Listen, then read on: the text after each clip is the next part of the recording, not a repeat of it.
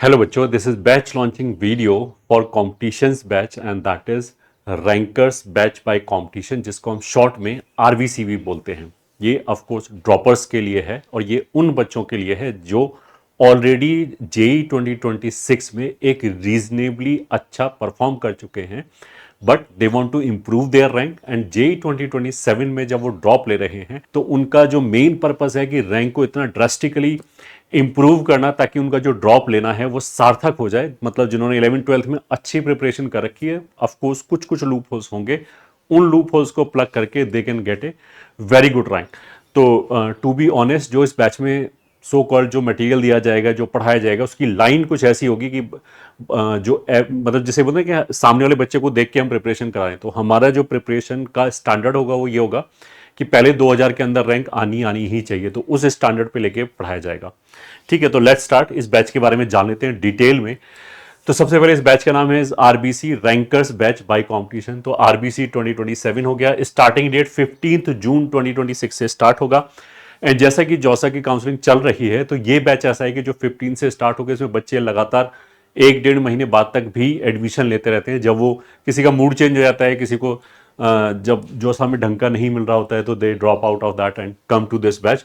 तो बाद में भी बच्चा कोई इसको ज्वाइन कर सकता है। ठीक है, और इसके कोर्स फीस क्या है? तो ऑफ कोर्स स्कॉलरशिप बेस्ड है, डिपेंडिंग अपॉन जेई 2026 में ऐसी आपकी क्या रैंक आई थी मेंस या एडवांस में, तो उसके बेसिस पे that will be discuss later. इस बैच का एक क्राइटेरिया है कि आपका जो रैंक है वो 30,000 के अंदर अंदर आना चाहिए। ठीक है, CRL रैंक जो है वो मेंस या एडवांस दोनों ही चलेगा। अगर मान लिया किसी का मेंस में 30,000 के अंदर है, एडवांस खराब हो गया किसी भी रीजन से और वाइस वर्सा, तो he is eligible for this batch and this is a strict criteria. मतलब इसके बाद वाले बच्चों को हम डायरेक्टली इस बैच में नहीं लेंगे। हाँ, दूसरा रूट है कि आप प्रवीण में जो हमारा प्रवीण बैच है ड्रॉपर के लिए, वहां जाओ एंड वहां परफॉर्म करो, एक सर्टेन थ्रेशोल्ड से ऊपर मार्क्स लेके आओ, then you can get into this batch. ये ठीक है, अगर आप मान लिया इसी बैच में आने के इच्छुक हैं तो। दो इसमें जो हमने ये जो क्राइटेरिया लगाया ये वैसे भी रिलैक्स्ड है, जैसा कि मैंने बोला है कि देखो इस बैच में एक सर्टेन वर्कलोड होगा हमारे पास। ठीक है, अब वो जो वर्कलोड है वो वही झेल पाएगा जिसका रैंक आई वुड से के 15-16 हज़ार या 20,000 के अंदर अंदर है। ठीक है, उसी के लिए ये अप्रोप्रिएट होगा। फिर भी 30,000 तक हम इसलिए कर देते हैं क्योंकि कुछ कुछ बच्चे क्या होते हैं कि वो ये बोलते हैं कि नहीं मेरी सारी तैयारी है अच्छी तरीके से और बस उसी दिन ऐसा हो गया कि धूप गर्मी बहुत थी, मेरे को चक्कर आ गए, इस तरह की चीज़ें बहुत होती हैं। तो to give a fair chance to all people हम बोलते हैं कि चलो 30,000 का है और अगर आप इस बैच में पढ़ रहे हो और एक आध हफ्ते में आपको ऐसा लगता है कि this is not suitable for you, तो आप अपने प्रवीण में शिफ्ट हो सकते हो। ये ठीक है, दैट ऑप्शन इज देयर। पहला चीज हो गया। दूसरा, इसमें बैच में फैकल्टीज क्या होंगी? तो NS sir, ABJ sir, ALK sir and my self हमारे इसमें लेक्चर्स होंगे। प्लस जो हमारी क्लासेस होंगी, ये ठीक है। अब इसमें पढ़ाने के लिए बहुत कम होगा क्योंकि इस बैच का पर्पस क्या है, किन लोगों के लिए सूटेबल है, वो सब मैं डिटेल में डिस्कशन करूंगा। तो जो इसमें क्लासेस होंगी, ये ठीक है, एक तो ऑफ कोर्स आपको पूरा प्रवीण का बैच इसके अंदर दिया जाएगा, उसके सारे रिसोर्सेज इसमें अवेलेबल होंगे क्योंकि जो यहाँ पे बच्चा है उसमें हर बच्चे की अलग अलग रिक्वायरमेंट होगी। तो वो जो पढ़ाई करेगा वो अपनी रिक्वायरमेंट के हिसाब से अपना कस्टमाइज्ड प्लान बना के पढ़ाई करेगा। तो वो सब तो है ही, साथ में एक हमारा डिस्कशन लाइव क्लास और चलेगा। मतलब जो क्लासेस होगा इसमें एज सच वो लाइव होगा बट वो प्रॉब्लम सॉल्विंग क्लास होगा, मतलब उसमें थ्योरी कुछ नहीं पढ़ाया जाएगा ऑफ कोर्स।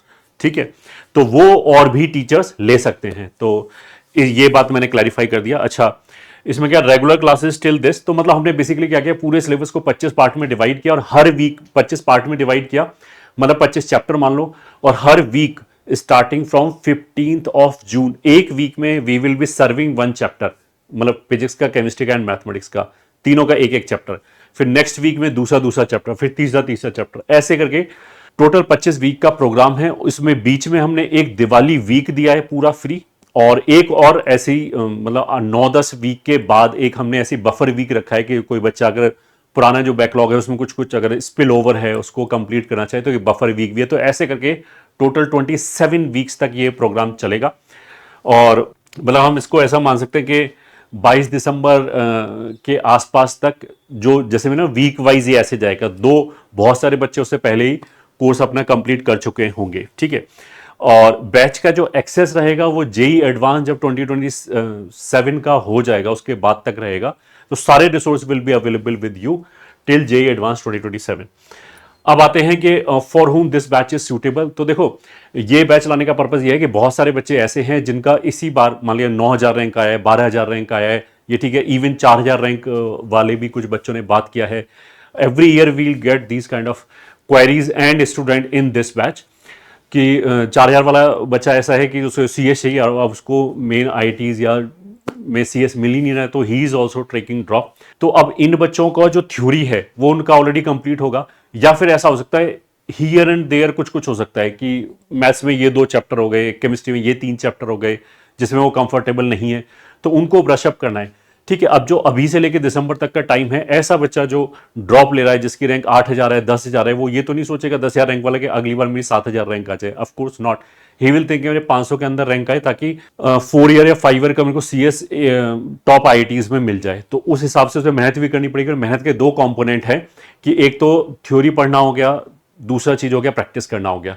अब जो काम उसने ऑलरेडी कर रखा है, जो मेहनत उसने पिछले 2 साल में, या कुछ बच्चों ने 9 से या 10 से स्टार्ट कर दी, 2-3 साल में कर रखी है, उसको दोबारा करने का तो कोई सेंस नहीं बचता, क्योंकि वो जो अगर मान लिया वही सिलेबस दोबारा पढ़ना चालू हो जाए तो उसका टाइम कट कहां होगा? ऑफ कोर्स प्रॉब्लम सॉल्विंग में होगा। तो जो प्रिपरेशन लेवल है जिस बच्चे का, जो वो मेहनत ऑलरेडी कर चुका है, उसी के ऊपर हम कैसे बिल्ड करें, इसके लिए ये बैच बनाया गया है। तो ये प्राइमरीली उन बच्चों के लिए है जिसको आई वुड से के 90% ऑफ द थ्योरी नहीं पढ़ना है, हार्डली 10% तक थ्योरी पढ़ना है तीनों सब्जेक्ट में मिला के, वो इस बैच को जिसे बोलते हैं कि इस बैच के साथ साथ चल पाएंगे। अगर मान लिया मैं बोलूं कि एक सब्जेक्ट ही मेरा पूरा वीक है, उसके सारे लेक्चर मेरे को देखने हैं, तो भी ये batch is not appropriate for you. ठीक है, even if you have got A rank with in से 20,000, तो भी आई विल से कि you should avoid this batch, because every year this happen कि बहुत सारे बच्चे ना एंथुजियाज्म में आके इस बैच में स्टार्ट हो जाते हैं, फिर वो 1-2 वीक के बाद दे विल से कि I want to drop off and I want to go to Praveen batch. But एक हम इसको ऐसे बोलते हैं कि जो भी हम काम करें अपनी रिक्वायरमेंट के हिसाब से करें, तो उसमें वो जो 2 वीक है उसमें मिसमैच हो जाएगा। मतलब अगर वो प्रवीण को फॉलो करें तो एक डिफरेंट टाइप की ट्रेजेक्टरी होगी, यहां पे होगा तो डिफरेंट टाइप की ट्रेजेक्टरी होगी, क्योंकि यहां पे जो थ्योरी मतलब जिसमें प्रॉब्लम सॉल्विंग क्लासेस हैं उसको कोई अटेंड कर रहा है, ठीक है, जबकि ऐसा हो सकता है कि उसके लिए वो यूजफुल ही ना हो, क्योंकि उस क्लास में जिस टाइप ऑफ क्वेश्चन डिस्कशन होगा वो एक सेट ऑफ बच्चों के लिए ही यूजफुल है, सबके लिए यूजफुल नहीं। This we should understand. Plus इसमें हम हर वीक एक चैप्टर वाइज टेस्ट भी लेते हैं। अब बच्चा इसकी अगर वो सारी चीजें फॉलो करेगा तो उसका एक सर्टेन कंफर्टेबल लेवल थ्योरी और प्रैक्टिस में होना चाहिए, then only he will be able to do it. तो इसलिए ये अब वापस बोल देते हैं, ये किन बच्चों के लिए? जिनकी जैसे हम बोलते हैं कि 90% तक थ्योरी अच्छी है, मतलब उनको मे बी एक बार बस नोट्स पढ़ने की जरूरत है और उसमें फिर वो एडवांस लेवल के क्वेश्चन अटेम्प्ट कर सकते हैं। 10% जो थ्योरी है मे बी उसमें लूप होल्स हैं, वो देखना है, तो इस बैच में काम चल जाएगा। क्योंकि वर्कलोड ज्यादा है तो इस बैच के अंदर जो एक्टिविटीज हैं कि आपको ये करना है, ये करना है, ये करना है, अगर वो करोगे तो वो वर्कलोड कंप्लीट नहीं होगा। वर्कलोड ज्यादा होने का मतलब क्या है कि अगर मान लिया हमारा 25% सिलेबस बचा हुआ है, ये ठीक है, वो मेरे को करना है, तो वो मैनेज नहीं हो पाएगा। अगर तुम वो मैनेज करने जाओगे तो इसकी एक्टिविटीज है वो छूट जाएंगी, तो इस बैच में आने का फायदा नहीं हुआ। इस बैच की एक्टिविटी करोगे तो वो 25% जो हमें वापस पढ़ना है बिल्कुल बेसिक से एडवांस तक, वो हमारा छूट जाएगा। तो इसलिए ऐसे बच्चों के लिए प्रवीण है। प्रवीण में भी each and everything can be customise, ये ठीक है, वो भी है, बट इन दोनों बैचेस का पर्पज अलग अलग है। ऐसा नहीं कि प्रवीण से रैंक नहीं आती है, ऑफकोर्स प्रवीण से भी रैंक आती है, और ऐसा भी है कि आरबीसी के एवरेज बच्चों से, मतलब जो एवरेज रैंक आई है आरबीसी में, उससे काफी अच्छी रैंक प्रवीण बैचेस से भी आई है। तो इसमें ऐसा नहीं है कि हम सारा फोकस इसी पे रखेंगे, बाकी बैचेस पे नहीं रखेंगे। ऑफ कोर्स वहां पे भी कस्टमाइजेशन अवेलेबल है, बट जैसा मैंने बोला नीड अलग अलग है, इसलिए बैचेस अलग अलग हैं और कोई भी रिक्वायरमेंट नहीं है।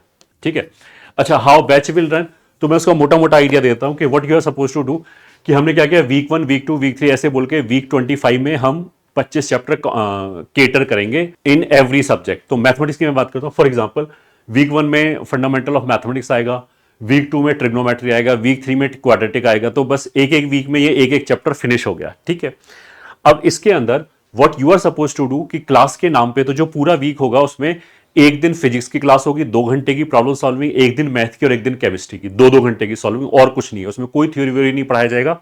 हाँ, जैसा मैंने बोला कि इसमें प्रवीण बैच के सारे रिसोर्सेज अवेलेबल होंगे, तो हमारे पास वो लेक्चर्स हैं वो हमारे पास डैशबोर्ड में अवेलेबल होंगे। तो what you are suppose to do, मतलब जो प्लानर है, जो इसका सीक्वेंस क्या है फिजिक्स केमिस्ट्री और मैथमेटिक्स का, वो आपको डिस्क्रिप्शन में मिल जाएगा या फिर जो बैच का लैंडिंग पेज है वहां पे मिल जाएगा आपको। तो यू कैन सी के किस वीक में कौन सा चैप्टर आने वाला है, मतलब इस लेवल तक आपका प्लानिंग अभी से हमने करके रख रखा है।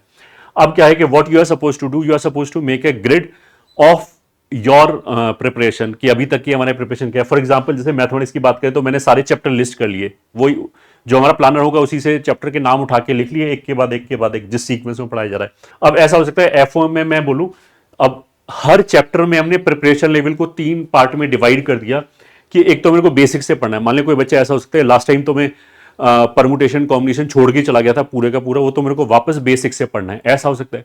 दूसरा ऐसा हो सकता है कि एक बच्चा बोले कि मैंने लिमिट पढ़ा था अच्छी तरीके से, ठीक है, बट अब एक बार मेरे को ब्रशअप चाहिए, मतलब आई डो नॉट वांट के बिल्कुल बेसिक से पढ़ना पड़ जाए, बहुत सारा टाइम हमारा लेक्चर देखने में निकल जाएगा। और ऐसा भी नहीं है कि मैं केवल नोट्स पढ़ के काम चला लूं, क्योंकि आई वांट कि अगर मैं ड्रॉप ले रहा हूं तो इस साल वो सॉलिड रहे, कोई भी क्वेश्चन छूटे ना, तो मतलब ब्रशअप की जरूरत है। तीसरा वो हो गया कि मेरा चैप्टर, फॉर एग्जांपल कोई बच्चा बोले कि मेरा पैराबोला बहुत ही ज्यादा स्ट्रांग है, मेरे को कुछ भी करने की जरूरत नहीं है, बस एक बार मैं अपने 1 घंटे में अपने नोट्स रिवाइज करूंगा and I can face any kind of advance level problem. तो 3 लेवल हो गए हमारे प्रिपरेशन में, ठीक है। तो इसमें एफओएम में हो सकता है कि उसको 3rd लेवल पे पहुंच गया है, मतलब उसे केवल प्रैक्टिस करनी है। ट्रिगो में हो सकता है केवल ब्रशअप करना है, और क्वाड्रेटिक में हो सकता है कि उसे बिल्कुल बेसिक से देखना। मैंने फॉर एग्जांपल लिया है। तो अब इसमें रिसोर्सेज हम क्या प्रोवाइड करते हैं, ऑफ कोर्स खूब सारा प्रैक्टिस मटेरियल है, ग्रेडेड मटेरियल है, मतलब you will have exercise 1, exercise 2, exercise 3, मतलब एक्सरसाइज 0 भी आएगा, ठीक है। एक्सरसाइज 0 इसलिए होगा कि अगर कोई बच्चा बिल्कुल बेसिक से पढ़ रहा है, उस चैप्टर में बहुत दिक्कत है, तो वो तो एकदम फ्रेश बच्चे की तरह पढ़ेगा कि जो मेंस में इजी, मॉडरेट, टफ सब तरह के क्वेश्चन आते हैं वो करेगा एक्सरसाइज 0। फिर एक्सरसाइज 1 कौन से आएगी, मेंस में जो टफ और थोड़े से जो मॉडरेटली टफ क्वेश्चंस आते हैं वो करेगा मेंस के एक्सरसाइज 1 में। फिर एक्सरसाइज 2 आएगा, फिर एक्सरसाइज 3 आएगा, एक्सरसाइज 2 एडवांस के लिए, एक्सरसाइज 3 और सुपर एडवांस के लिए है। तो मटेरियल तो हमारा उसके बाद भी मतलब और भी है, और भी मॉड्यूल्स है, तो मटेरियल खत्म नहीं होगा, मतलब तुम्हारे पास टाइम डेफिनेटली खत्म हो जाएगा, बट वो मटेरियल खत्म नहीं होगा, ठीक है। हाँ, तो एफओएम में तो वो सीधा सीधा मटेरियल पे जाएगा, ठीक है। मटेरियल में भी क्या है, जैसे मैंने बोला कि 0 लेवल की एक्सरसाइज है, जिसमें बेसिक क्वेश्चन, मतलब जेई के स्टैंडर्ड से, बेसिक बोर्ड वाले क्वेश्चन नहीं, जेई के स्टैंडर्ड से जो मेंस में इजी क्वेश्चन आते हैं वो भी होंगे 0 एक्सरसाइज में। तो वो ओरली पढ़ जाएगा जल्दी जल्दी, ताकि उसका एक जैसे बोलते हैं माइंड में उसकी एक रनिंग भी हो जाएगी और फ्लो आ जाएगा उसका। फिर एक्सरसाइज 1 वो करेगा, वो करना पड़ेगा, उसमें उसे कलम चलानी पड़ेगी, क्योंकि ऐसे सॉल्व नहीं होंगे उसके क्वेश्चन। फिर एक्सरसाइज 2 पे आएगा, 3 पे आएगा, तो एफओएम में तो वो ये करेगा, ठीक है। ट्रिगो में उसे ब्रशअप करना है, तो उसके लिए जो हमने प्रीवीन में लेक्चर्स दे रखे हैं उसमें फास्ट लेन के लेक्चर्स पे जाएगा। फास्ट लेन के लेक्चर्स क्या है, उसमें डिफरेंस बताओ। नॉर्मल लेन लगभग 200 लेक्चर है ये, ठीक है, पर सब्जेक्ट। फास्ट लेन में लगभग मतलब 110 लेक्चर मान लो पर सब्जेक्ट, मतलब जस्ट हाफ लेक्चर्स हो गए, ठीक है। तो अगर मान लिया नॉर्मल लेन में हमारे पास मान लिया 8 लेक्चर हैं फॉर एग्जांपल किसी भी चैप्टर के, तो इसमें मोटा मोटा 4 लेक्चर हैं ऐसे करके।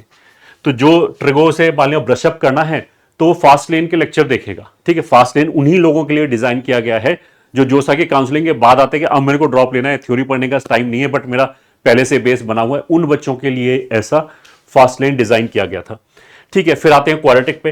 क्वाड्रेटिक पे वो बोलता है कि आई एम नॉट कॉन्फिडेंट, मेरे पैटर्न ढंग से बने नहीं है, मैंने बस इधर उधर से पढ़ रखा है थोड़ा थोड़ा सा, तो सब कुछ हैफेजर्ड है, मेरे को बेसिक से सिस्टमैटिकली दोबारा पढ़ना है, तो उसको यहां पे नॉर्मल लेन के लेक्चर से पढ़ना पड़ेगा, ठीक है। अब ये वाला जो कस्टमाइजेशन है वो उसे 25 चैप्टर्स हो गए मैथ्स में, इतना ही फिजिक्स में और इतना ही केमिस्ट्री, मतलब 75 चैप्टर्स के लिए उसे ये एक्सरसाइज करनी है। तो अब वो कैसे करेगा, जैसे वीक 1 आया, वीक 1 में एफओएम है, चलना तो मैं एग्जैक्टली इसी सीक्वेंस में है ये, ठीक है। इस सीक्वेंस में क्यों चलना है वो भी मैं बता देता हूं। वीक 1 में उसका एफओएम आया तो उसे क्या करना है, प्रैक्टिस करना है। तो प्रैक्टिस में उसने एक्सरसाइज 1 2 3 फिनिश कर ली, मान लिया 7 दिन है ये, ठीक है। 2-2 घंटे की 3 क्लासेस हैं केवल फिजिक्स केमिस्ट्री मैथमेटिक्स का, और 3-3 घंटे के 2 टेस्ट मान लो, 6 घंटे वो हट गया, बाकी सारा टाइम हमारे प्रैक्टिस के लिए, क्योंकि रैंक में सुपर इंप्रूवमेंट तो क्वेश्चन ज्यादा करके ही होगा, ठीक है।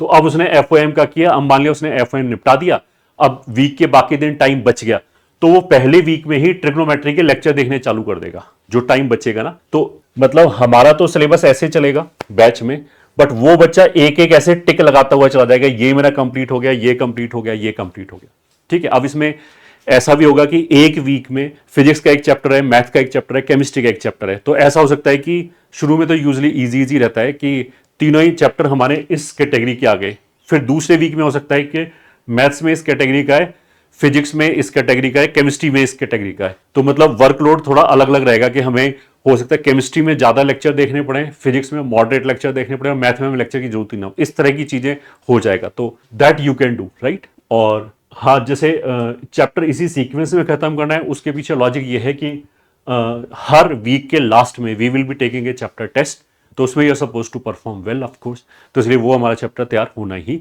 चाहिए। अब अगर कोई चैप्टर हमारे, जैसे ये तो मैंने फॉर एग्जांपल एक बोला है, ऐसा हो सकता है कि 12वें नंबर पे जाके हमें वो चैप्टर आ रहा है मैथ्स में जिसके सारे लेक्चर्स देखने हैं, तो वो हो सकता है कि इसमें तो वीक 12 में आए, बट तुम जैसे कोर्स फिनिश करते हुए चले जा रहे हो तो हो सकता है तुम्हारे वो 4th वीक में ही आ जाए कि वहां पे आपने लेक्चर देखने चालू कर दिए, जो भी अवेलेबल टाइम है उसके हिसाब। तो ऐसा करने से क्या होगा, you are studying for yourself, ये ठीक है, मतलब जो तुम्हें रिक्वायरमेंट है आप अपना टाइम उधर ही इन्वेस्ट कर रहे हो, और ऐसा नहीं है कि जनरल बैच को पढ़ाया जा रहा है तो मेरे को भी अब पढ़ना पड़ रहा है, ठीक है, ये वाली चीज नहीं आएगी। मटेरियल जैसे हमने बोला कि हमने एम्पल दे रखा है कि इस बैच में जो मटेरियल प्रोवाइड कर रखा है, मतलब टू बी वेरी फ्रैंक, अगर उसमें सारा जो हमने मटेरियल सॉल्व करने के लिए दे रखा है, अगर उसको कोई बच्चा 50% कर ले, आराम से 2000 के अंदर रैंक आ जाएगी, आराम से पूरा कर ले 100 के अंदर रैंक। नेक्स्ट इज साइंस और सिलेक्शन का मतलब क्या है कि हम थोड़ा सा ये समझ लेते हैं कि सिलेक्शन का मतलब क्या है, क्योंकि बहुत सारे लोग ना इस चीज को थॉट दिए बिना ही मेहनत करते चले जाते हैं और लास्ट में जाके उन्हें पता लगता है कि रिजल्ट वैसा नहीं आया जिस हिसाब से मेहनत किया था, क्योंकि उन्होंने एक बार बैठ के आराम से सोचा ही नहीं कि एग्जैक्टली सिलेक्शन होता कैसे। तो देखो, जो भी अवेलेबल टाइम है उसमें आपका थ्योरी लगेगा, ठीक है, थ्योरी वाला कुछ टाइम इसमें यूज हो जाएगा, कुछ रिवीजन में यूज होगा एंड कुछ प्रैक्टिस में यूज होगा, ठीक है।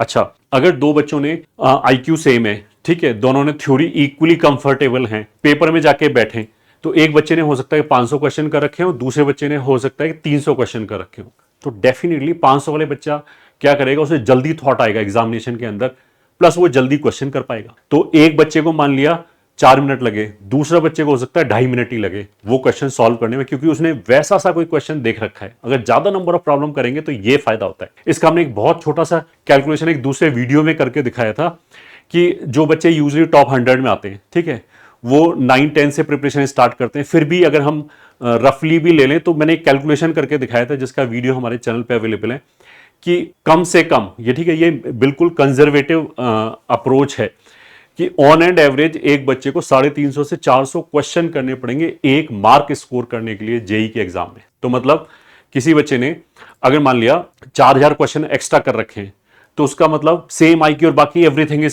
सेम नंबर ऑफ आवर्स दोनों पढ़ रहे हैं, तो अगर उसने 4000 क्वेश्चन या 3500 क्वेश्चन अगर उसने ज्यादा कर रखे हैं तो उसका on and average 10 marks extra आएगा, ठीक है। तो इसलिए time is very important, time को यूटिलाइज करना इज वेरी इंपॉर्टेंट। तो यहां पे मैंने क्या बोला है कि प्रैक्टिस करनी है, मान लिया इसके लिए मेरे को सर्टेन टाइम बचा है, बट किस तरह के क्वेश्चन की प्रैक्टिस करनी है, क्योंकि क्वेश्चन का जो पूल है, ये ठीक है, हमारे पास जो अवेलेबल क्वेश्चन है वो इनफाइनाइट है। अब ये वाली चीज बहुत बहुत इंपॉर्टेंट है जो बच्चे निग्लेक्ट कर देते हैं, ठीक है। बच्चे क्या करते हैं कि हमने सुना है कि ये वाली बुक ले लो तो इससे बहुत अच्छा सिलेक्शन होता है, बट उस बुक के अंदर मान लिया 300 क्वेश्चन है, 350 क्वेश्चन है, सारे क्वेश्चन तुम्हारे लिए थोड़ी ना है। मतलब जो बच्चा ऑलरेडी 7वीं सीढ़ी पे है वो जीरो, मतलब ऐसा तो नहीं नीचे उतर आए प्रिपरेशन करने के लिए फिर 0वीं सीढ़ी से वापस चढ़ना चालू करे। अगर कोई बच्चा 7वीं सीढ़ी पे है तो उसके जो क्वेश्चन का स्टैंडर्ड है वो 7+ ही होना चाहिए, मतलब 7 and 7+, ठीक है। अगर कोई बच्चा पहली सीढ़ी पे खड़ा हुआ है, ये ठीक है, डिफिकल्टी वाइज, और वो छठी सीढ़ी वाले क्वेश्चन करेगा तो उसका कॉन्फिडेंस ही ब्रेक हो जाएगा। फर्स्ट जिस जहां पे उसका लेवल ऑफ प्रिपरेशन है उसके आसपास वाले क्वेश्चन भी नहीं कर पाएगा इस कॉन्फिडेंस के मतलब कॉन्फिडेंस लूज के चक्कर में। This is very very very important, बच्चे ये समझते नहीं है। सभी बच्चों के लिए प्रॉब्लम का सेट सेम नहीं हो सकता, ठीक है। अब जो बच्चा 300 रैंक पे फाइट कर रहा है, जो 3000 रैंक पे फाइट कर रहा है, जो 13000 रैंक पे फाइट कर रहा है, या जो 30000 रैंक पे फाइट कर रहा है, ये ठीक है, फाइट करने का मतलब क्या है कि उसके प्रिपरेशन का लेवल अभी ये है। सबके लिए सेम चैप्टर पढ़ते हुए भी जो क्वेश्चन का सेट है वो बिल्कुल अलग अलग होगा ताकि उनका टाइम एफिशिएंटली यूटिलाइज हो जाए। This is very very very important, ठीक है। तो जैसा मैंने बोला कि अगर मान लिया कोई बच्चा किसी दूसरी क्लास में बैठा हुआ है, ये ठीक है, और मान लिया उसका मैथ में लिमिट बहुत अच्छा है, मैथ की क्लास फिजिक्स और केमिस्ट्री के बीच में है और उसे अटेंड करनी पड़ रही है, तो जो उस क्लास में पढ़ाया गया उसे पहले से सब आता था। या ऑफलाइन क्लासेस में या लाइव क्लासेस में क्या होता है कि जो डिस्कशन है वो भी क्लास के अंदर होता है, उसको एक भी डाउट ही नहीं था, फिर भी उसका टाइम वेस्ट हो गया। मैं इसका अब ऑफलाइन में तो ऐसा होता है आने जाने में भी टाइम वेस्ट हो गया, गपशप में टाइम वेस्ट हो गया, और जैसा मैंने बोला कि इस बैच का जो प्रोस्पेक्टिव बच्चा है उसकी तो थ्योरी वैसे 80-90% कंप्लीटेड है, तो उसका मोस्टली क्लास टाइम में वेस्ट ही होगा, मतलब उसके लिए वो रिक्वायर्ड ही नहीं है जो वो पढ़ रहा है बैठ के। जहां तक रिवीजन की बात है, यू कैन अंडरस्टैंड कि जो बच्चा अभी जेई दे के आ रहा है, मान लिया 11, 12, 15,000 रैंक है, उसको किसी भी चैप्टर को रिवाइज करने के लिए अपने नोट से जो उसने जिसमें वो कॉन्फिडेंट है, हार्डली 2 घंटा लगेगा। अच्छा, चैप्टर बोला मैंने, अब चैप्टर में हो सकता है कि 7 लेक्चर हो, 6 लेक्चर हो, अब वो जाके अगर 6 लेक्चर में बैठेगा तो उसका कितना टाइम वेस्ट होगा। दिस वी शुड अंडरस्टैंड कि अगर कोई बच्चा डेली 1 घंटा अनप्रोडक्टिव टाइम निकाल रहा है, ये ठीक है, कोई भी जो उसका मतलब, हम तो ये बोलते हैं 12 घंटे पढ़ना चाहिए, 12 घंटे में अगर वो 1 घंटा अनप्रोडक्टिव है किसी भी रीजन से, ऐसी क्लास में बैठा हुआ है, ट्रैवलिंग टाइम है या और कोई भी रीजन है कि ओवर थिंकिंग कर रहा है, रिसोर्स हंट कर रहा है कि कौन से क्वेश्चन करूं, ये सोच रहा है, स्ट्रैटेजीज बना रहा है, किसी भी तरीके से मान लिया डेली 1 घंटा वो वेस्ट कर रहा है, तो अगला जो जेई आएगा वो 300 दिन बाद आएगा लगभग। तो मोटा मोटा 1 घंटे में हम ये बोल सकते हैं, जैसे आईआईटी के अंदर तो आप 18 क्वेश्चन करने पड़ते हैं, 17-18 क्वेश्चन करने पड़ते हैं इसमें एडवांस में, और 25 क्वेश्चन करने पड़ते हैं मेंस में, फिर भी हम मान लेते हैं कि 15 क्वेश्चन कर लेगा वो, ठीक, 15 क्वेश्चन का लॉस हो गया उसको इस 1 घंटे की वजह से। तो 300 दिन के ऊपर 1500 क्वेश्चन का मतलब क्या है कि 4,500, ठीक है, 4,500 छोड़ो, तुम 3,500 मान लो मोटा मोटा, जैसे अभी मैंने बोला था। उसका मतलब क्या है कि मोटा मोटा डेली 1 घंटा जो उसका अनप्रोडक्टिव जा रहा है, उसके वजह से वो 10 मार्क्स लूज कर रहा है, 10 मार्क्स लूज कर रहा है। तो यू कैन वेरी वेल सी कि इसका इफेक्ट रैंक की टर्म्स में कितना ज्यादा आएगा, ठीक है। लगभग अगर कोई 7-8 हजार रैंक पे है तो 10 मार्क्स का इफेक्ट देखना काफी प्रोनाउंस हो जाएगा, और मतलब डेफिनेटली ऐसा बच्चा एक आईआईटी डिग्रेड हो जाएगा, 1-2 ब्रांच डिग्रेड हो जाएगा। This we should understand, this is the importance, ठीक है। प्रॉब्लम विद ऑफलाइन बैच क्या है कि ऑफलाइन बैच में तो जैसे हमने बोला कि एक क्लास में बच्चे बैठे हुए, जैसे मैंने अभी मोटा मोटा एक ये चीज दिखाया था कि ये ग्रिड बनाने के लिए बोला था, तो ये जो ग्रिड है इसमें हर चैप्टर के पास 3 ऑप्शन है। आई होप इतनी पीएनसी सबको आती होगी। हर चैप्टर के पास 3 ऑप्शंस हैं कि या तो वो इस लेवल पे है, इस लेवल पे है, इस लेवल पे है, ठीक है।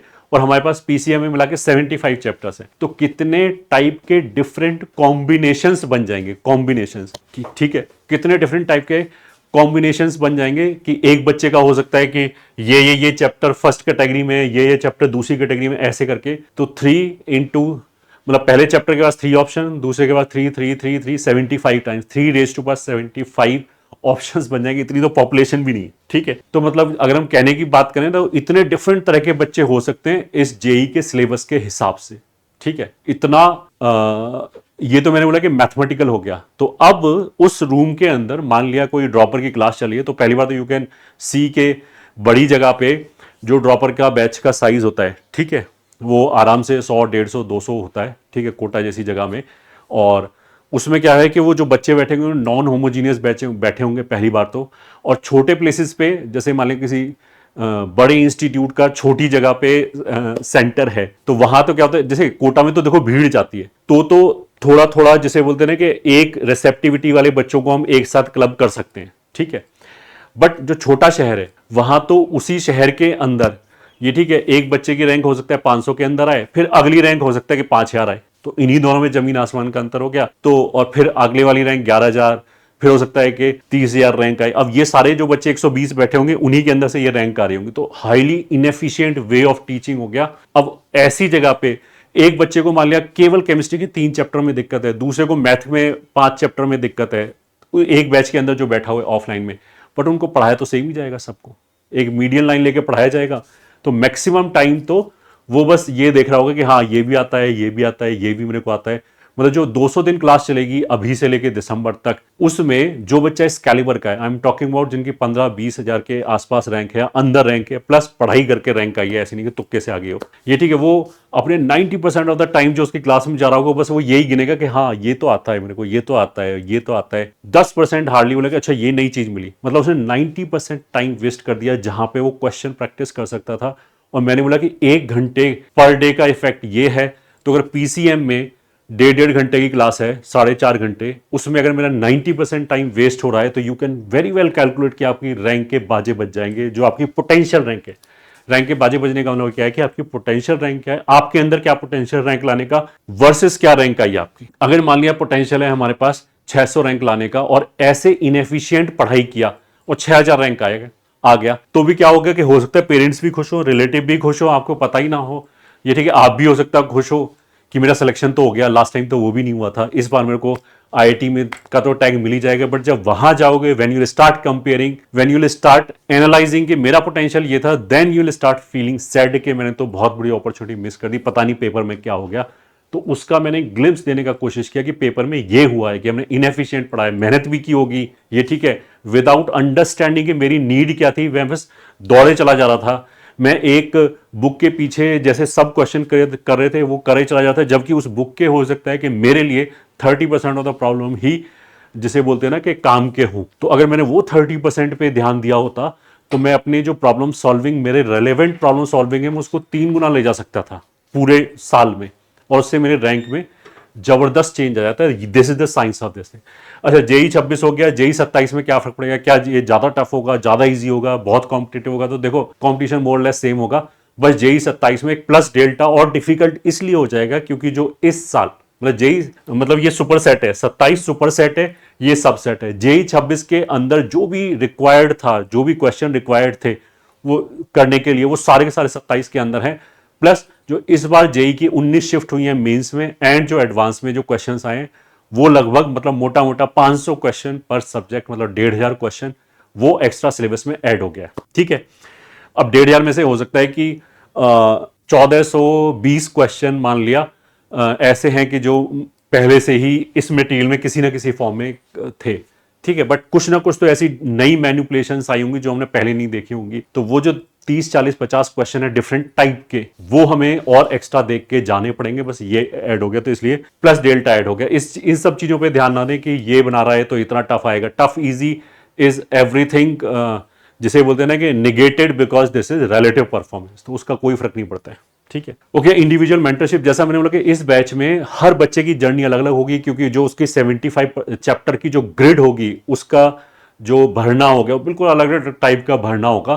तो हर बच्चे को इंडिविजुअली जैसे बोलते हैं ना कि मेंटर किया जा सकता है कि तू ये कर, अब तू ये कर, तेरे से ये मैनेज हो रहा है। और एक तो यहाँ पे चैप्टर के टर्म्स में हो गया कि लेक्चर कौन से देखने, कौन से नहीं देखने। फिर उसके बाद जो मटेरियल है उसमें भी of course I will suggest कि तू 0 एक्सरसाइज छोड़ दे, फर्स्ट एक्सरसाइज छोड़ दे, तू डायरेक्टली सेकंड कर। किसी बच्चे को हम बोलेंगे नहीं तू फर्स्ट से स्टार्ट कर, तो वहां पे भी कई तरह के कॉम्बिनेशंस आएंगे। प्लस जो हमारी प्रिपरेशन है वो डायनामिक प्रिपरेशन है। उसका मतलब क्या है कि ऐसा नहीं कि अभी से डिसाइड कर लें कि अगले 6 महीने तक हम यही करेंगे। ठीक है, मतलब इसी स्टाइल से प्रिपरेशन करेंगे। जैसे जैसे आप परफॉर्म करोगे डिफरेंट चैप्टर्स में, वैसे वैसे हमारे पास डेटाबेस और बढ़ेगा। हमें ये पता लगेगा कि इसकी रिसेप्टिविटी कितनी है, आप कितना मेहनत कर रहे हो, उसके हिसाब से we will keep guiding you individually कि अब तुम ऐसे करो, अब तुम ऐसे करो। तो यहाँ पे हर बच्चे पे इंडिविजुअल वॉच होगी। जो भी टीचर्स हैं, जो भी डायरेक्टर्स हैं, सबके नंबर्स आपके पास हो गया। पर्सनली 1 to 1 बात कर सकते हो कि सर मेरा ये सब्जेक्ट ऐसा जा रहा है, मैंने पीछे ये किया था, ये मेरे से मैनेज नहीं हो रहा, ये कैसे करूं। उस तरह की जो स्ट्रेटजी है, मतलब एन नंबर ऑफ चीजें हो जाएंगी। अगर हम डिसीजन ट्री बनाने लगे कि अगर ये है तो ये कर लो, ये है तो ये कर दो, उसमें लाखों जिसे बोलते हैं ब्रांचेस आ जाएगी। तो वो यहाँ पे सारी ब्रांचेस बताना जरूरी नहीं है, but case to case basis पे जो भी आपका केस हो वो आप डिस्कशन कर सकते हो तीनों सब्जेक्ट में। तो that is going to be a game changer, because उसकी वजह से आपका जो अनप्रोडक्टिव टाइम है वो बिल्कुल नील के आसपास लाया जा सकता है, जिससे जो आपका पोटेंशियल है, रियल रैंक लाने का जो पोटेंशियल है, उसको रियलाइज किया जा सके। ओके, तो क्राइटेरिया फीस का जान लेते हैं कि अगर 5000, अच्छा ये मेंस और एडवांस दोनों का ही है, किसी में भी एक में होगा तो चलेगा। 5000 से कम रैंक है तो 4950, ये ठीक है, इतना फीस है, मतलब लगभग 5000 के आसपास फीस है। 5 से 10 के बीच में है तो लगभग 10,000 फीस है, 9900। 10 से 20 के बीच में है तो 20,000 के आसपास फीस हो गया, 19,800। और 20 से 30,000 SRL के बीच में है तो फिर सॉरी SRL नहीं CRL, तो 24,750 फीस है। वैसे जो हमारी प्रवीण की फीस है वो लगभग 30,000 है, 29,900 के आसपास है। तो सभी को कुछ ना कुछ डिस्काउंट इसमें मिल रहा है। ठीक है, अब जल्दी देख लेते हैं। Fees is non refundable. Of course I want के जब हम इस बैच में अपनी फुल एनर्जी लगाएं, टीचर अपना फुल टाइम इन्वेस्ट करें, तो आप सोच समझ के आओ। ऐसे टेस्ट करने के लिए नॉन सीरियस एटीट्यूड से मत आओ। मतलब हमारे लिए तो फिर भी बैच है, आपके लिए तो ये जैसे बोलते हैं लाइफ का एक बहुत ही बड़ा डिसीजन है। जो अभी आपका 30-40 साल का प्रोफेशन करिए वो सब इसी पे डिपेंड करे, तो वहां पे you are not suppose to be non serious. तो आराम से सोच समझ के आए।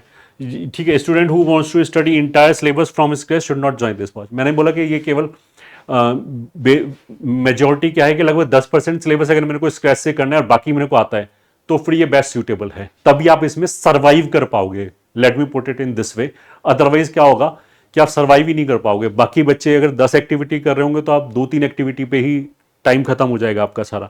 और फिर ऐसे घिसते घिसते मान लिया आपने, जैसे बच्चा शुरू में लगता है कि अब मैं कर लूंगा मैनेज कर लूंगा, और मेहनत करके ना 2-3 हफ्ते तक ऐसे निकल जाते हैं, फिर उसे लगता है कि नहीं नहीं होगा मेरे से, तो फिर वो प्रवीण में शिफ्ट होता है। तो ये जो टाइम है ये ठीक है, ये तो लूज हो ही गया, तो मतलब एक डेंट तो लग ही गया हमारी प्रिपरेशन में, ये हमें जरूर समझना चाहिए। मतलब इसमें जो 30,000 CRL लगाया है वो ऐसा नहीं कि ये कोई एक्सक्लूसिव क्लब है जिसकी हम मेंबरशिप कुछ ही बच्चों को देना चाहते हैं। It is for your benefit. I want कि जो भी हमारे एडमिशन ले रहा है, प्रवीण में हो या यहाँ पे हो, सबका बेस्ट रिजल्ट आए, and we are working on each and every student. ये ठीक है, प्रवीण में भी ये सारे तरह के कस्टमाइजेशन पॉसिबल है। बस प्रवीण वाले बच्चों के लिए जैसे हमने बोला है कि उसमें वो बच्चे हैं जिनको पूरा एक सब्जेक्ट पढ़ना है, तो भी वो कस्टमाइज कर सकते हैं वहां पे बाकी 2 सब्जेक्ट के साथ।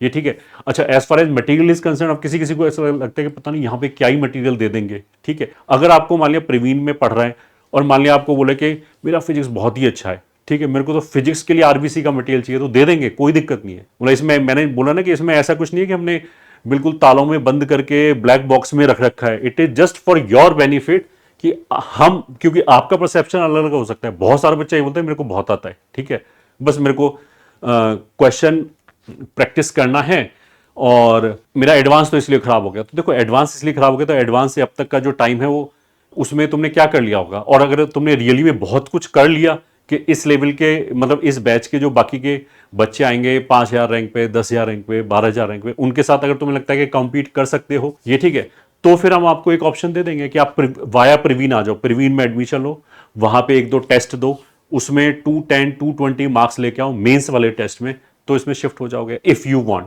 और लास्ट ईयर ऐसा हुआ भी था कि 1-2 बच्चे शिफ्ट हुए थे। 1-2 बच्चों को हमने ऑफर किया था कि तुम्हारी परफॉर्मेंस इतनी अच्छी चल रही है कि यार तुम आरबीसी में आना चाहो तो आ जाओ। उन्होंने बोला कि नहीं सर, मैं यहीं पे बहुत कंफर्टेबल हूं and everything is in my grip, I do not want to experiment. ऐसे भी बच्चे हैं, ये ठीक है। कोई बच्चा ये बोलता है कि नहीं, एडवांस तो मेरा खराब हो गया था और मेंस में ये हो गया था, इसलिए मेंस में भी अच्छी परफॉर्मेंस नहीं आई, एडवांस में भी नहीं आई, बट अब मैं बिल्कुल तैयार हूं। तो ऐसे बच्चों के लिए हम ऑन डिमांड टेस्ट भी दे देंगे कि एक हमने 3 घंटे का एडवांस का टेस्ट ले लिया ऑनलाइन, उसमें अच्छा परफॉर्म करो, प्लस एक इंटरव्यू फेस करो, ठीक है, ताकि ऐसा ना हो कि एआई से आंसर दे दे सारे। वो एक इंटरव्यू फेस करो, अगर हमें लगेगा कि इस बैच में you will be able to take the load, हम तो शिफ्ट कर देंगे, हमें क्या दिक्कत पड़ी है, बढ़िया बात है। और बहुत सारे बच्चे इसमें ऐसे भी हैं इस ईयर जिनकी लास्ट ईयर 28,000 रैंक थी, उसकी 28,000 रैंक से जंप हो गए, इस बार 1400 कुछ रैंक आई है, मतलब यहाँ तक जंप किए। तो इसलिए मतलब ऐसा नहीं कि मतलब हमने तो एक सेफ डिस्टेंस ले लिया, फिर भी एक्सेप्शनल केसेस हो सकते हैं। मैं तो just for the sake of saying I am giving you the example कि 28,000 वाली रैंक वाला बच्चा 1400 पे भी आया है, और ऐसा भी है कि जिसकी 15,000 रैंक थी, सिंसियरली पढ़ाई नहीं की, अपने हिसाब से पढ़ने लगा, हमारी बात नहीं सुना है, वो इस बार 11,000 रैंक पे आ गया, तो उसका कोई सब्सटेंशियली फायदा ही नहीं हुआ ड्रॉप लेने का, ठीक है। स्टूडेंट अबर दिस आर नॉट अलाउड, वो मैंने बता दिया, ठीक है, okay. Next point is partial dropper can also join the batch, दो आई सिंसियरली फील कि देखो, अगर आपका इंस्टीट्यूट ठीक ठाक है, बहुत सारे बच्चे ऐसा है जिन्होंने मेंस अच्छा किया, एडवांस में अच्छा नहीं किया, और उनके पेरेंट्स उनको यूजली फोर्स करते हैं कि जा तू मेंस के हिसाब से रैंक ले ले। बच्चे को जबकि कॉन्फिडेंस होता है कि अगले साल he will do very well, तो ऐसे बच्चे हो सकता है कि कहीं पार्शियल ड्रॉप, मतलब कहीं एडमिशन ले लें और वो ड्रॉप भी ले। दो आई मतलब पर्सनली मैं उसको जिसे बोलते हैं कि समर्थन नहीं करता, क्योंकि उससे क्या होता है कि दोनों जगह उसका कॉम्प्रोमाइज हो जाता है, ना तो वहां पे उसके ग्रेड सही से आ पाते हैं और यहाँ पे उसका सही से पोटेंशियल रियलाइज नहीं हो पाता। तो अगर मान लिया किसी का मेंस में अच्छा रैंक था, उसे ऐसे केसेस हैं हमारे पास कि तिरची में मान लिया उसको मिल गया अच्छी ब्रांच, पहली दूसरी ब्रांच मिल गया, फिर उसने ड्रॉप लिया।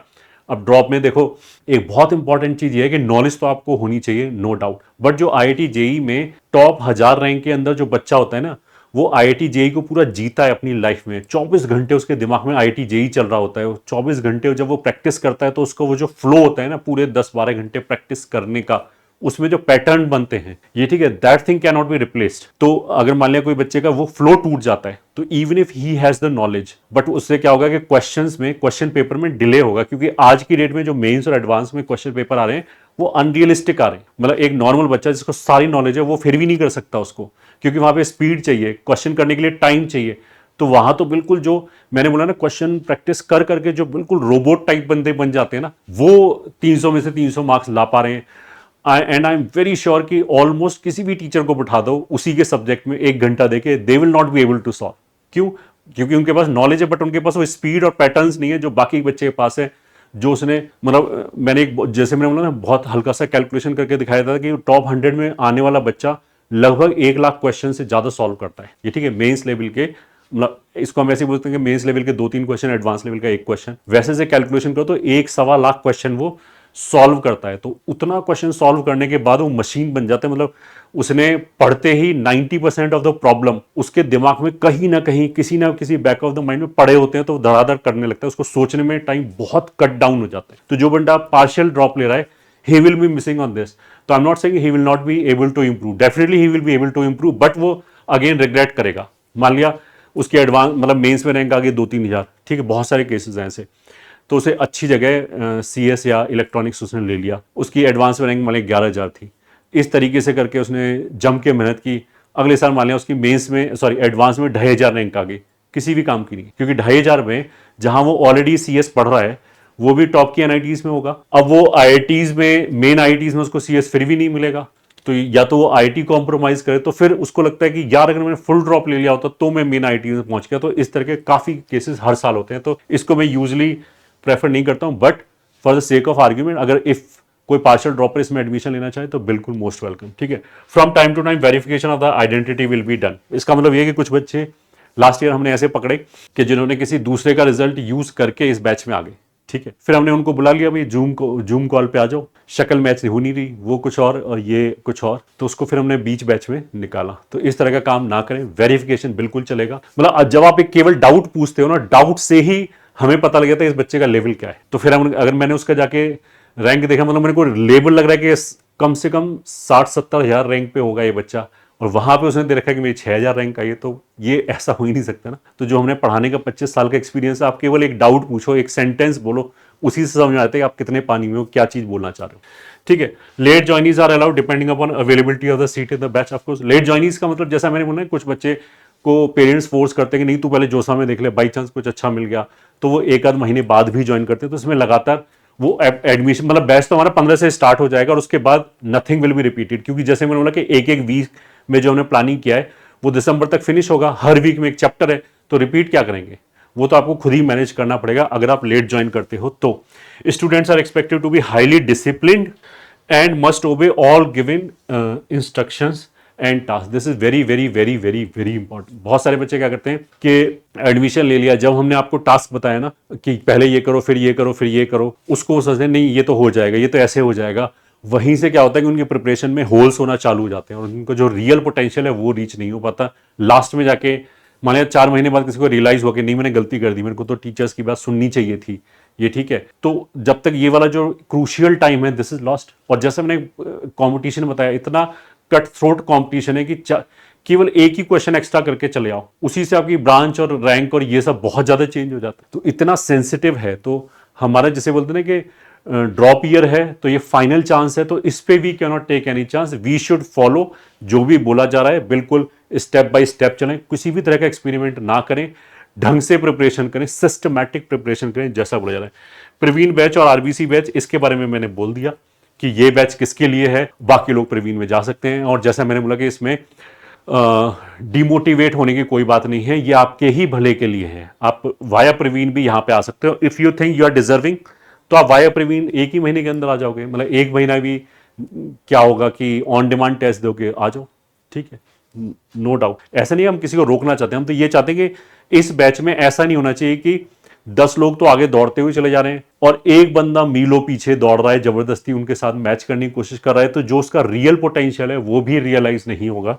दैट इज द पर्पस, ठीक है। तो अगर आपको इस बैच में कोई भी डाउट है, किसी भी तरह की इंक्वायरी करनी है, तो आप इन सपोर्ट नंबर पे बात कर सकते हो, टेट्रा 021 या 741090900901906906907907 किसी पे भी कॉल कर सकते हैं। इस कोर्स में रजिस्टर करने के लिए जो लिंक है वो हमने डिस्क्रिप्शन में दे रखा है, ठीक है। तो लाइव क्लासेस जैसा मैंने बोला कि हर वीक में पर सब्जेक्ट एक क्लास होगा, तो एक चैप्टर की बेसिकली एक क्लास है 2 घंटे की, जो प्रॉब्लम सॉल्विंग हो, उसमें कोई भी थ्योरी वेरी नहीं पढ़ाया जाएगा, क्योंकि थ्योरी पढ़ाएंगे तो इस जो बैच है इसका पर्पज ही बीट हो गया। बट हाँ, जो प्रवीण के अंदर जो भी है वो सब इसके अंदर अवेलेबल रहेगा, चाहे वो फास्ट लेन हो जाए, नॉर्मल लेन हो जाए ये ठीक है, प्रज्ञान के लेक्चर भी इसमें रहेंगे बट उसका कोई यूज नहीं है इस बैच के बच्चों के लिए। प्रज्ञान बेसिकली मेंस ओरिएंटेड बैच है, तो इस बैच के लिए तो उसका यूज नहीं है। Normal lane and fast lane of course will be use.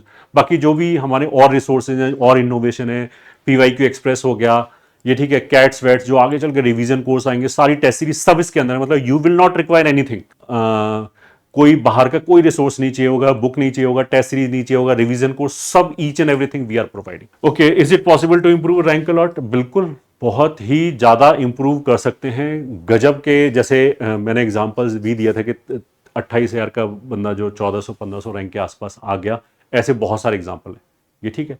तो ऑफकोर्स अगर मान लिया 16,000 की रैंक वाले 10 बच्चों ने ड्रॉप लिया और 10 बच्चों ने ये बैच ज्वाइन किया, तो ऑफकोर्स 10 के 10 उठ के ऐसा नहीं होगा 500 के अंदर पहुंच जाए। उनमें से एक हो सकता है 1000 के अंदर पहुंच जाए, 1000 के अंदर कहीं पे ही पहुंच जाए, दूसरा हो सकता है 4000 पे रहे, तीसरा हो सकता है या 12,000 पे रहे, चौथा हो सकता है कि वहां से भी स्लिप हो जाए। तो मतलब जो आपके पास नॉलेज है, जो आपकी प्रिपरेशन है, उसको हमें जिसे बोलते हैं ना फॉर ग्रांटेड नहीं लेना चाहिए। आप प्रिपरेशन छोड़ दो, 2 महीने छोड़ दो, आप वापस जीरो पे आ जाओगे। जो मैंने फ्लो बोला ना, उसको मेंटेन रखना बहुत ज्यादा जरूरी है। जो आपके पास नॉलेज है वो आपके पास एक एसेट है, उसको यूज करके हम फर्दर अपनी प्रिपरेशन को जिसे बोलते हैं ना कि और ज्यादा जंप दे सकते हैं। बट उसके लिए सिंसियर मेहनत करना जरूरी है। बहुत सारे बच्चों को लगता है मेरे को तो लगभग साल आता है, थोड़े से क्वेश्चन सॉल्व करेंगे रैंक इंप्रूव हो जाएगी। ऐसा नहीं है, आपको फिर जी तोड़ के मेहनत करनी पड़ेगी, 12 घंटे पढ़ना पड़ेगा, तो ऑन एंड एवरेज 12 घंटे आपको पढ़ना पड़ेगा, तब जाके आप वो ड्रीम रैंक अचीव कर पाओगे जिस पर्पज से हमने ये ड्रॉप लिया है। ठीक है,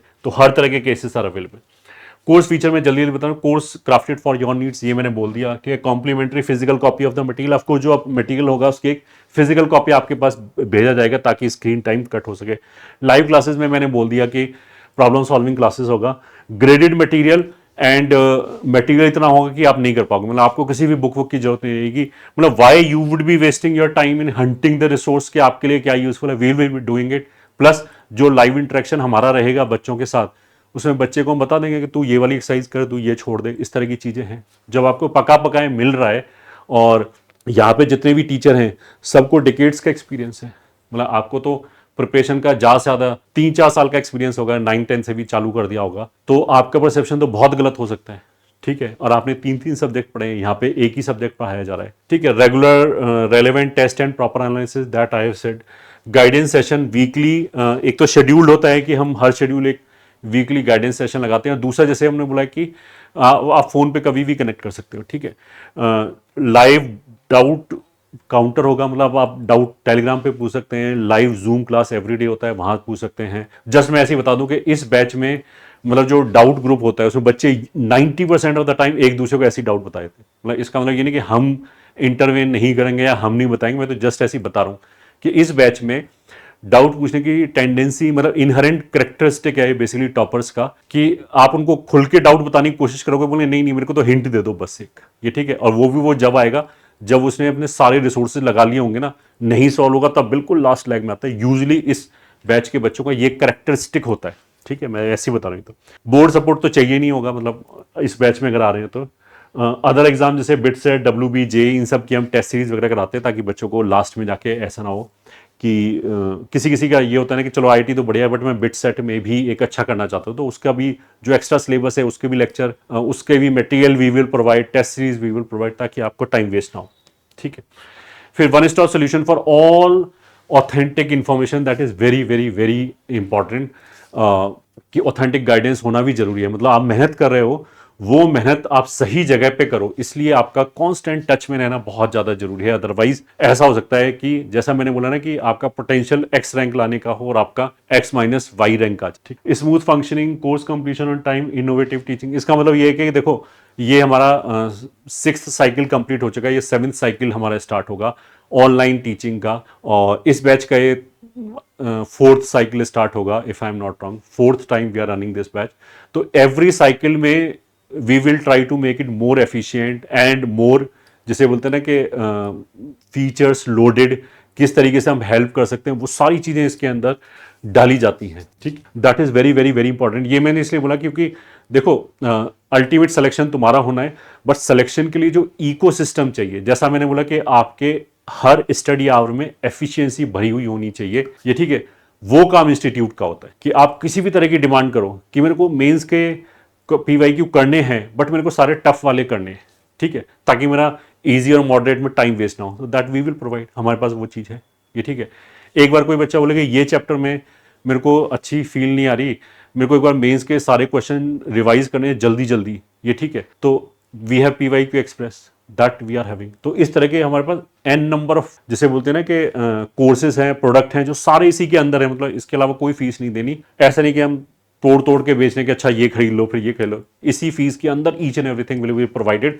बस जो आपकी रिक्वायरमेंट होगी, ये ठीक है, उसका सोल्यूशन आपको डेफिनेटली मिलेगा। फिर क्विक एडजस्टमेंट अकॉर्डिंग टू, ये तो मतलब इसलिए बोला गया कि 2 साल पहले अचानक सिलेबस चेंज हो गया था, तो उस तरह की जो चीज़ें हैं वो हम ऑनलाइन में बहुत जल्दी इनकॉर्पोरेट करते हैं, या फिर पेपर का मान लीजिए किसी भी तरह का चेंज हो गया हो। कस्टमाइजेशन अकॉर्डिंग टू इंडिविजुअल, तो अगर मैं इस बैच का एक बोलूँ ना कि एक वर्ड में अगर मैं इस बैच को डिफाइन करूं तो वो यही है कि customisation according to individual subjects need, and this will create a huge difference in your rank, that you should understand.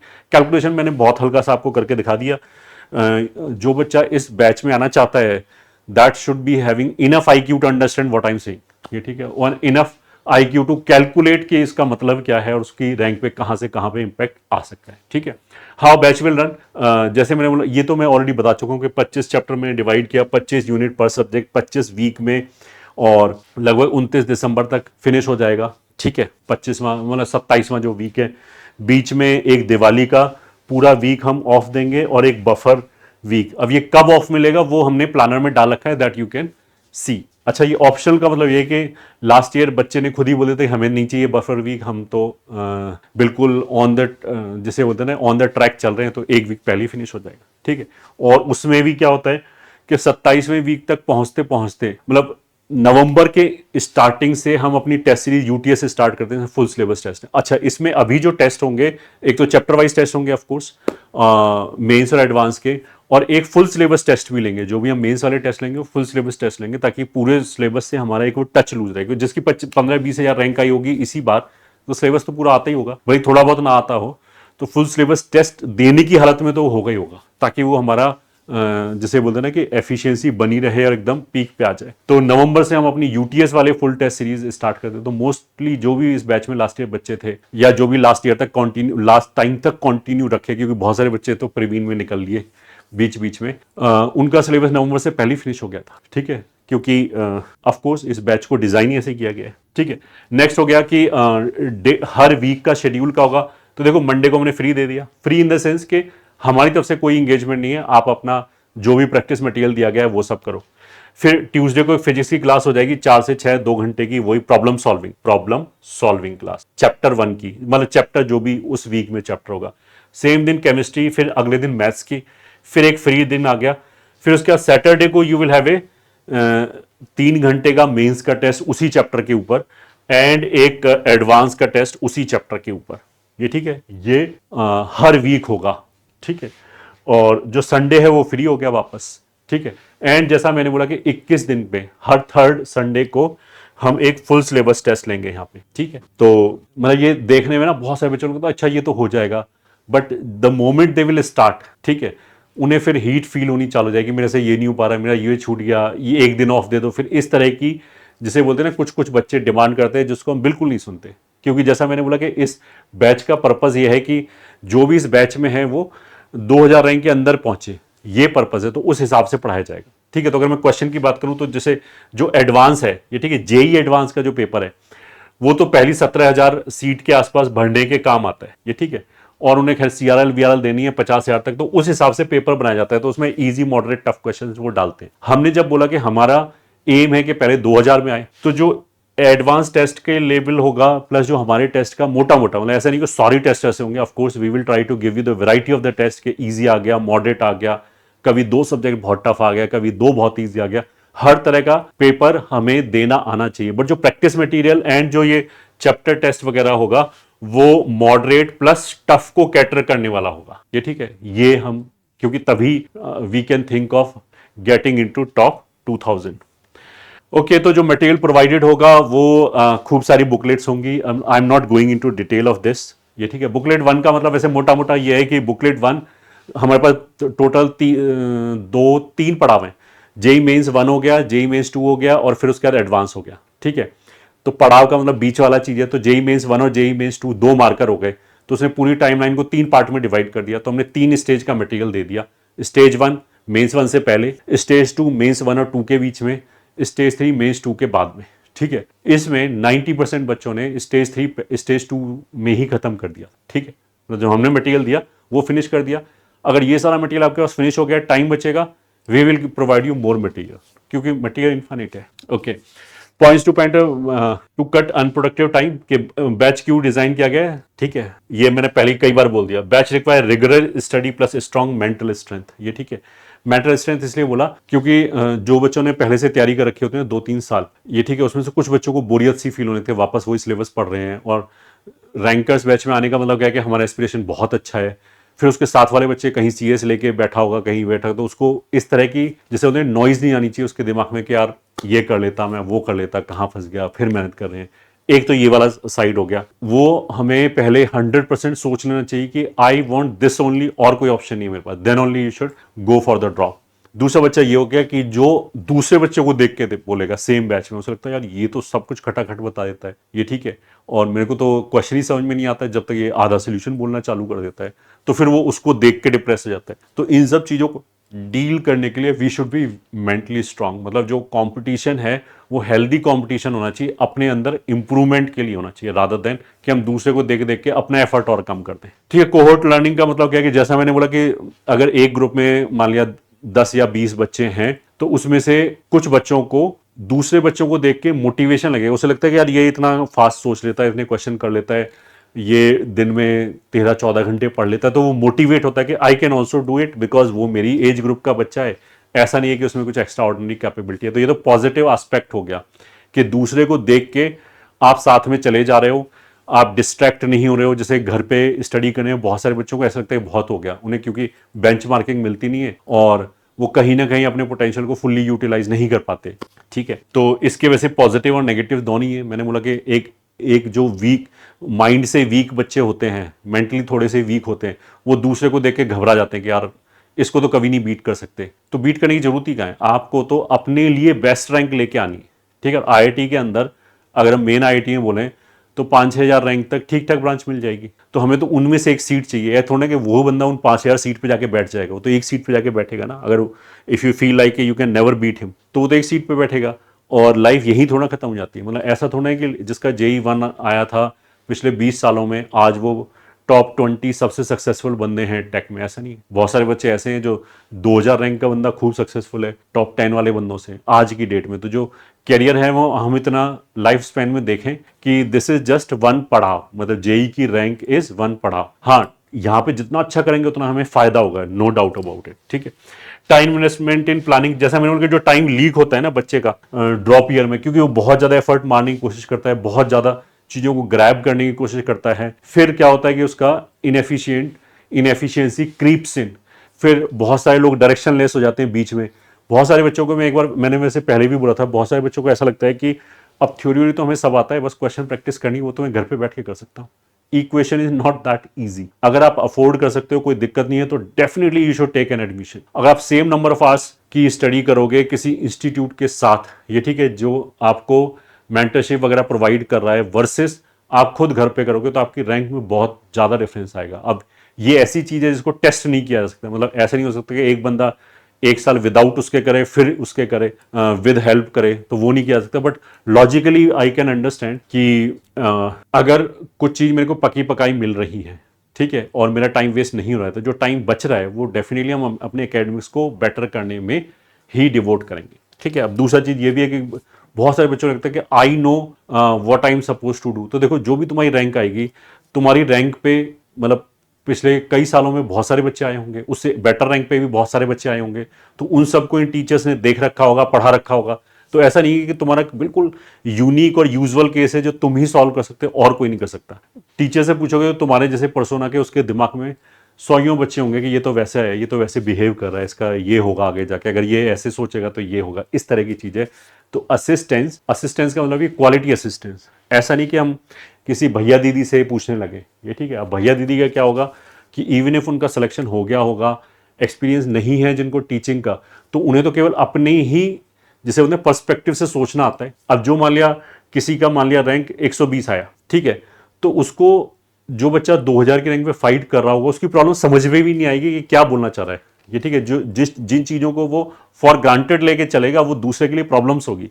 ये वाली चीज एक एक्सपीरियंस टीचर बता सकता है कि इसका थिंकिंग क्या होगा, इसका थिंकिंग क्या होगा। खैर, सेल्फ प्रिपरेशन वर्सेस आरबीसी, जैसे मैंने बोला कि सेल्फ प्रिपरेशन में वर्सेस आरबीसी में definitely RBC will score well, because आपको कुछ ना कुछ चीजें ऐसी मिलेंगी जिससे आपका टाइम एफिशिएंटली यूटिलाइज हो जाएगा, ठीक है। Misfit must change their course immediately, no शर्म, मतलब ये जैसा मैंने बोला कि ये बैच कुछ ऐसा नहीं कि क्राउन बैच है और यहाँ पे जाने मात्र से सिलेक्शन हो जाएगा, ऐसा कुछ भी नहीं। बस ये एक स्पेसिफिक नीड को सर्व करने वाला बैच। तो इफ यू फील कि this is not for you, तो ऐसा कोई ईगो का इशू नहीं लेना चाहिए। करियर का सवाल है, we should do what is in best interest, बस वो करना चाहिए। तो अगर मान लें कोई जैसे रैंक के बेसिस पे, मैंने तो बोला कि स्पेशली 15-20 हज़ार के अंदर अंदर रैंक होनी चाहिए, फिर भी हमने इसको 30 हज़ार तक एक्सटेंड कर दिया। तो अगर कोई बच्चा मान लिया एक आध वीक पढ़ के उसे लग रहा है कि यार ये शायद मेरे से नहीं हो पाएगा या फिर ये मेरी नीड को कैटर नहीं करा, तो तुरंत प्रवीण में शिफ्ट हो सकता है, होना चाहिए। ओके, प्रॉब्लम सॉल्विंग, जैसा मैंने बोला कि लेवल ये मैंने ऑलरेडी बता दिया है कि मॉडरेट एंड टफ होगा। कॉस्ट ऑफ एक्सपेरिमेंट मैंने बता दिया है कि जैसे फाइनल ईयर है, इसमें अगर हम एक्सपेरिमेंट करके 1-2 महीने वेस्ट कर देंगे तो जो हमारा पोटेंशियल रैंक है उससे बहुत नीचे रैंक आएगा, ये पहले से समझ के चलें, ठीक है। शार्प आईक्यू वर्सेस डिसिप्लिन, इसमें डिसिप्लिन विल विन, ये ठीक है। अगर कोई शार्प आईक्यू से पढ़ रहा है, हैफेजर्ड पढ़ रहा है, डायरेक्शनलेस पढ़ रहा है, इवन मोटिवेट होते हुए 12 घंटे भी पढ़ रहा है, आई एम सेइंग कि he is putting his best efforts, तो भी हो सकता है कि एफिशिएंटली ना पढ़ रहा हो या गलत डायरेक्शन में पढ़ रहा हो, गलत जगह पे अपनी एनर्जी लगा रहा हो, जिससे उसकी रैंक चली जाएगी। तो इसलिए जो यहाँ पे बैच में आपको बोला जा रहा है कि ये एक्टिविटी पहले करो, तो उसका कोई मीनिंग है, ये ठीक है, उसका कोई पर्पस है, क्योंकि तुमने फ्यूचर नहीं देख रखा है, टीचर ने देख रखा है। टीचर के लिए जैसे for me it will B 25th cycle बच्चों को पढ़ाते हुए, तो ऐसा नहीं है कि जो सामने आपको चीजें बोली जाए आपको लगे नहीं ये तो नहीं सही बोला जा रहा, मैं ऐसे करूंगा, ठीक है। तो उस चीज का जरूर ध्यान रखें। एंड टाइम कमिटमेंट का मतलब क्या है, जैसा मैंने बोला कि अगर आप प्रिपरेशन करना छोड़ दोगे तो ऐसा नहीं है कि 3 महीने, मान लें किसी की रैंक 8000 आई, ठीक है, उसने प्रिपरेशन करना छोड़ दिया किसी भी रीजन से, मतलब उसके दिमाग में ये परसेप्शन हो सकता है कि 8000 तक तो मैं हुई, ऐसा नहीं है। एवरी डे, ये ठीक है, जैसे जैसे एक एक दिन पास हो रहा है और अगर आप पढ़ाई नहीं कर रहे हो तो आपकी वो 8000 वाली जो रैंक है वो अपने आप स्लिप होना चालू हो गई। तो मान लिया मैंने एक वीक निकाल दिया, ये ठीक है, विदाउट पढ़ाई किए, तो आप ऑलरेडी 10,000 पे पहुंच गए। फिर एक वीक और निकाल दिया तो आप ऑलरेडी 12,000 पे पहुंच गए। तो ऐसा नहीं कि मैं 3 महीने बाद अगर प्रिपरेशन स्टार्ट करूं तो मैं बोलूंगा 8,000 से ऊपर स्टार्ट होगी प्रिपरेशन, नहीं, आप वो जो 3 महीने जो लूज हो गए उसमें 8,000 नहीं, बहुत नीचे ऑलरेडी पहुंच चुके हो, क्योंकि वो जो फ्लो है, वो जो पैटर्न्स हैं, दैट इज गॉन, ठीक है। अगला बच्चा जो 12वीं का आ रहा है, ये ठीक है, वो फ्रेश माइंड के साथ आ रहा है, फ्रेश एनर्जी के साथ आ रहा है, उसने भी जिसे बोलते हैं 11वीं और 12वीं में खूब क्वेश्चन कर रखे होंगे, तो 8,000 की स्पॉट के लिए ऑलरेडी एक बंदा आंख गड़ाए बैठा है उस पर, एक नहीं 100 बंदे आंख गड़ाए बैठे हैं उस पर। ऐसा नहीं कि आपके लिए वो सीट रिजर्व कर दी गई है। तो इसलिए मेहनत करना बहुत ज्यादा जरूरी है, टाइम वेस्ट नहीं करना है। ऐसा नहीं कि हम सोचेंगे कि पहले 2 हफ्ते में सोच लेता हूं कि मुझे लाइफ में क्या करना है, इस तरह का नहीं। डिसीजन लो, 1-2 दिन ले लो, बट अभी से स्टार्ट करो, ये ठीक है। इनफैक्ट आई हैव सेड कि ये वाला बैच 15 तारीख से स्टार्ट होगा, but if you have decided to take a drop तो आप अभी एडमिशन ले लो, आपको प्रवीण का एक्सेस अभी से मिल जाएगा, तो कम से कम 1-2 चैप्टर ही निपटा देंगे 15 तारीख तक। तो that we should think of. तो I hope it will be useful for you. अगर आपको किसी भी तरह का क्वेश्चन है तो आप कमेंट सेक्शन में पूछ सकते हैं। और अगर आप मान लिया कुछ कंफ्यूजन है, काफी बच्चों से जैसे बात हुई है, होती रहती है, तो अगर कोई भी कंफ्यूजन है तो आप हमारी जो मैंने नंबर बताए हैं उस पे फोन करके टीचर से डायरेक्टली 1-to-1 बात भी कर सकते हैं। वेदर यू टेक एडमिशन और not, that is a different thing. But अगर आपको किसी भी तरह का कंफ्यूजन है कि मैं ये करूं ये मेरे लिए सही रहेगा क्या, तो आप टीचर से 1-to-1 बात भी कर सकते हैं। हमारी जो टीम है वो आपसे मतलब आपसे हमारी मतलब हम जो डायरेक्टर्स हैं उनकी बात करा देंगे आपसे, अगर आपका जो कॉज है वो बिल्कुल जेन्युइन है तो। All the very best.